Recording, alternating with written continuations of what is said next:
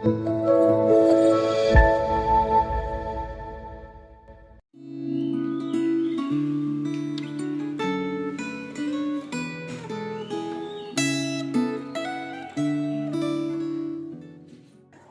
Bapak Ibu Saudara yang terkasih di dalam Tuhan, bersyukur untuk satu lagi kesempatan di mana Tuhan menyapa kita melalui firman-Nya. Sebelum kita membaca dan merenungkan firman Tuhan, mari kita bersahati berdoa mohon pertolongan dari Tuhan.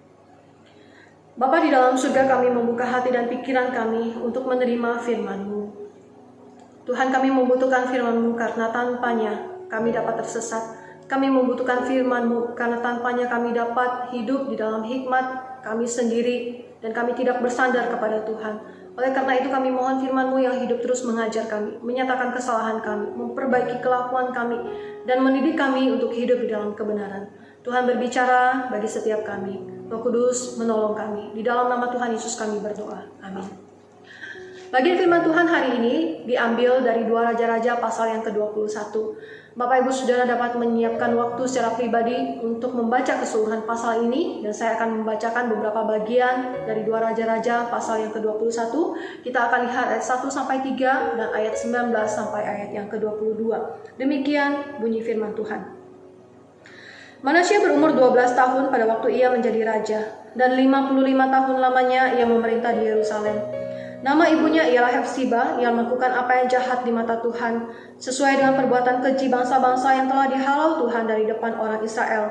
Ia mendirikan kembali bukit-bukit pengorbanan yang telah dimusnahkan oleh Hizkia ayahnya. Ia membangun mesbah-mesbah untuk Baal, membuat patung Asyera seperti yang dilakukan Ahab Raja Israel, dan sujud menyembah kepada segenap tentara langit dan beribadah kepadanya. Ayat 19-22, Amon berumur 22 tahun pada waktu ia menjadi raja, dan 2 tahun lamanya ia memerintah di Yerusalem. Nama ibunya ialah Mesulemet binti Harus dari Yotbah. Ia melakukan apa yang jahat di mata Tuhan, seperti yang telah dilakukan Manasye ayahnya. Ia hidup sama seperti ayahnya dahulu sambil beribadah kepada berhala-berhala yang disembah oleh ayahnya dan sujud menyembah kepada mereka. Ia meninggalkan Tuhan Allah nenek moyangnya dan tidak hidup menurut kehendak Tuhan. Amin. Demikian jawab bacaan firman Tuhan. Bapak Ibu Saudara terkasih di dalam Tuhan, kisah ini memberitahukan kepada kita ada 2 raja Yehuda yang jahat, yaitu Raja Manasye dan Raja Amon. Mereka adalah keturunan dari Raja Hizkia yang baik. Raja Hizkia adalah Raja Yehuda yang saleh dan hidup takut akan Tuhan. Dia merupakan raja yang diperkenan oleh Tuhan sama seperti Daud bapa leluhurnya. Ia melakukan pembaruan rohani di dalam kehidupan bangsanya dengan menjauhkan berhala-berhala, menghancurkan patung-patung berhala, dan mengembalikan penyembahan yang benar kepada Tuhan. Tetapi sayangnya sepeninggal Raja Hizkia, ia digantikan oleh anaknya Manasye dan cucunya Amon yang kembali melakukan kejahatan di mata Tuhan. Mereka mengembalikan penyembahan-penyembahan berhala dan meninggalkan ibadah yang sejati kepada Tuhan. Raja Manasye secara khusus dicatat kejahatannya dengan begitu banyak. Ia mendirikan kembali patung-patung berhala, menempatkan patung Asyera di dalam rumah Tuhan. Dan ini merupakan sebuah penghinaan yang besar terhadap Allah orang Israel. Selain itu ia juga mempersembahkan anaknya sebagai korban dalam api kepada dewa Baal. Dia melakukan ramal dan telaah, memanggil para arwah, dan juga melakukan banyak kejahatan dengan menumpahkan darah orang-orang yang tidak bersalah. Kejahatan Raja Manasye begitu hebat, begitu luar biasa. Sebagai seorang pemimpin di Yehuda, dengan masa kepemimpinan yang paling panjang, yaitu 55 tahun, dia menyesatkan rakyat Yehuda untuk melakukan dosa dan meninggalkan Tuhan. Bapak Ibu, Raja Manasye mendapatkan predikat sebagai raja yang paling jahat di dalam sejarah Israel. Dari bagian ini kita melihat bahwa dosa mempunyai satu dampak yang sangat buruk, tidak hanya bagi diri sendiri, tetapi juga bagi orang lain. Tidak hanya bagi pemimpin itu sendiri, tetapi juga bagi orang yang dipimpinnya. Ini yang digambarkan di dalam kehidupan Raja Manasye. Oleh karena itu, Bapak Ibu Saudara yang terkasih di dalam Tuhan, firman Tuhan ini mengingatkan kita bahwa kita harus hati-hati terhadap dosa. Karena dosa mempunyai satu konsekuensi yang sangat buruk bagi diri sendiri dan juga bagi orang lain. Apa yang dapat kita renungkan dari bagian firman Tuhan ini? Yang pertama, seorang pemimpin adalah seorang yang memberikan pengaruh. Apakah kita adalah seorang pemimpin? Jika kita adalah seorang pemimpin, pengaruh seperti apa yang kita tinggalkan kepada orang-orang yang kita pimpin? Jika kita merupakan pemimpin di tengah-tengah keluarga, di tengah-tengah masyarakat, atau di lingkungan kerja, atau di dalam gereja, bagaimanakah kehidupan kita? Apakah kehidupan kita memimpin orang lain semakin dekat kepada Tuhan, semakin mengenal Tuhan? Ataukah melalui kehidupan kita, kepemimpinan kita, kita memberikan dampak yang buruk dan membuat orang lain semakin jauh dari Tuhan?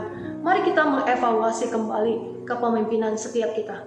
Hal yang kedua, jika kita adalah orang-orang yang dipimpin, apakah kita mengingat para pemimpin kita? Kita perlu berdoa bagi pemimpin kita supaya mereka diberikan hati yang takut akan Tuhan, supaya dengan hikmat Tuhan mereka dapat menjalankan kepemimpinan mereka dengan baik, memberikan dampak yang baik kepada orang-orang yang mereka pimpin.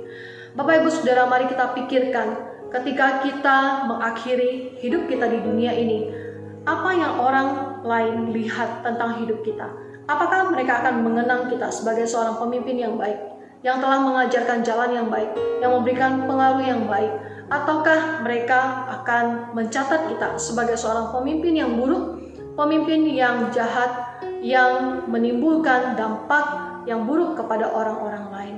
Kiranya firman Tuhan boleh menegur, mengingatkan setiap kita bagaimana kita seharusnya hidup di dalam takut akan Tuhan, karena hidup yang takut akan Tuhan akan membawa orang lain semakin mendekat kepada Tuhan. Sebaliknya, suatu kehidupan di dalam dosa akan membawa pengaruh yang buruk kepada orang-orang yang ada di sekitar kita. Kiranya Tuhan menolong setiap kita. Mari kita berdoa. Tuhan, kami berterima kasih untuk firman-Mu yang telah kami baca, yang telah kami renungkan. Terima kasih untuk pelajaran dari sejarah yang Tuhan berikan kepada kami, mengingatkan kami tentang betapa buruknya kehidupan di dalam dosa. Tidak hanya berdampak buruk kepada diri kami sendiri, tetapi juga kepada orang-orang yang ada di sekeliling kami. Tuhan, kami rindu kehidupan kami dapat menjadi kehidupan yang membawa dampak yang baik kepada orang lain. Tuhan, tolong kami di dalam segala kelemahan kami, di dalam segala kerapuhan kami untuk jatuh di dalam dosa. Roh Kudus yang menguatkan kami. Tuhan, kami juga berdoa untuk para pemimpin kami, ya Tuhan. Biarlah Tuhan juga berikan hati yang takut akan Tuhan kepada mereka. Pemimpin bangsa kami, pemimpin di dalam gereja, pemimpin di tengah-tengah keluarga. Tuhan boleh memberikan kekuatan kepada setiap mereka, supaya mereka dapat menjadi teladan yang baik. Terima kasih ya Tuhan untuk firman-Mu. Teguhkan firman-Mu dalam hati setiap kami. Di dalam nama Tuhan Yesus kami bersyukur, kami berdoa. Amin. Tuhan memberkati firman-Nya, Tuhan memberkati Bapak Ibu sekalian. Shalom.